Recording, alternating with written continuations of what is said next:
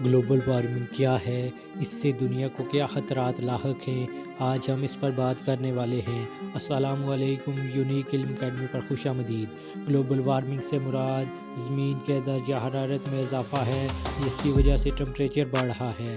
کہا جا رہا ہے کہ پاکستان اس وقت گلوبل وارمنگ کا گراؤنڈ زیرو ہے، اور یہ بات کسی اور نے نہیں بلکہ پاکستان میں ماحولیاتی تبدیلی کی وفاقی وزیر نے کہی ہے۔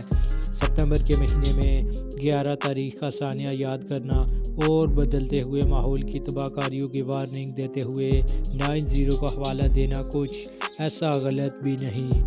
ہماری دنیا اس وقت گراؤنڈ زیرو پہ جی رہی ہے۔ یہ بات سیاسی تجزیہ کار 12 سال پہلے اپنی کتاب میں لکھ گئے، لیکن لگتا یوں ہے جیسے دنیا کے کبوتر نے پگھلتے گلیشیئرز کی بلی کو دیکھ کر آنکھیں بند کر رکھی ہیں۔ پاکستان میں حالیہ بارشوں اور سیلابی ریلوں سے ہونے والی تباہی دنیا بھر کے لیے لمحہ فکریہ ہونی چاہیے، اور اگر ابھی تک نہیں ہوئی تو سیکرٹری جنرل اقوام متحدہ کے ان بیانات کے بعد تو دنیا کو فکر ہی فکر لاحق ہونی چاہیے، جو انہوں نے پاکستان کے 1/3 ڈوبے ہوئے علاقوں کا تائرانہ دورہ کرنے کے بعد جاری کیے۔ انہوں نے کہا کہ اس تباہی کا گلوبل وارمنگ سے براہ راست تعلق ہے، جس کی وجہ سے پہاڑوں پر جمی برف پگھل رہی ہے، اور اس پگھلاؤ کے ذمہ دار G8 ممالک ہیں، کیونکہ فضا کو آلودہ کرنے والی کاربن کے اخراج کا 80% حصہ انہی بڑے ممالک کی صنعتوں سے جڑے دھوئیں کے طفیل پیدا ہوتا ہے، جبکہ اس میں پاکستان کا حصہ 1% سے بھی کم ہے۔ چلو صنعت کاری کے فقدان کا کوئی فائدہ تو ہوا، یہ وہی دھواں دار آلودگی ہے جس نے اوزون کی قدرتی حفاظتی تہہ کو اتنا نقصان پہنچایا کہ دنیا بھر کو آگاہی دینے کی خاطر 16 ستمبر کو اوزون ڈے قرار دیا گیا ہے۔ سچ کہیں تو G8 جی وارمنگ اور G0 کے درمیان گرے ہوئے ہم پاکستانی جی حضوری کے علاوہ کر بھی کیا سکتے ہیں کہ پانی ہمارے سروں سے گزر چکا ہے۔ پرتگال سے تعلق رکھنے والے سوشلسٹ نظریات کے مالک سابق وزیر اعظم ایک درد دل اور حساس طبیعت رکھتے ہیں۔ اپنے سیدھے سباؤ اور بے خوف تجزیہ کاری نے انہیں یہ سب کہنے کا موقع دیا کہ انڈسٹریلائزیشن کی بدولت دنیا بھر کے طاقتور ممالک کا گروہ G8 کے زیر تسلط کاروباری صنعتوں سے کاربن کا اخراج گلوبل وارمنگ کا سب سے بڑا سبب ہے، لیکن اس سے زہریلی گیسوں کی پیداوار میں اس کا جرم کم نہیں ہو جاتا۔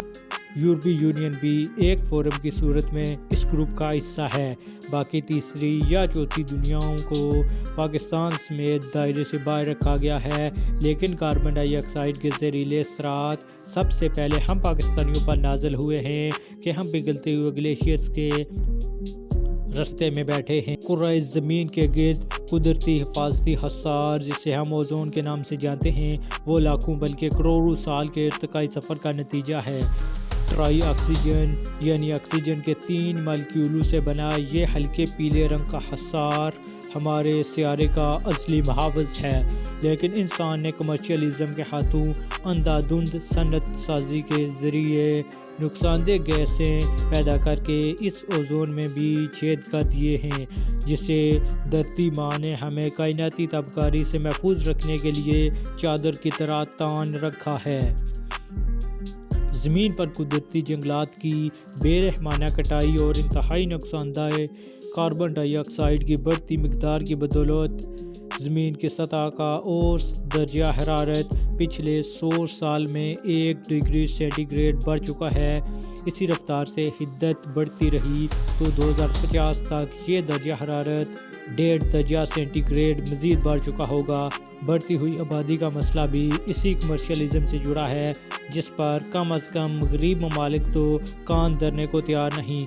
مجموعی حدت سے گلیشیئرز تیزی سے پگھلنے کے باعث سمندروں کی سطح بلند ہو رہی ہے، اور گرم بھی، جس سے سمندر پھیل رہے ہیں اور اپنا علاقہ واپس لینے کی کوشش میں ہیں۔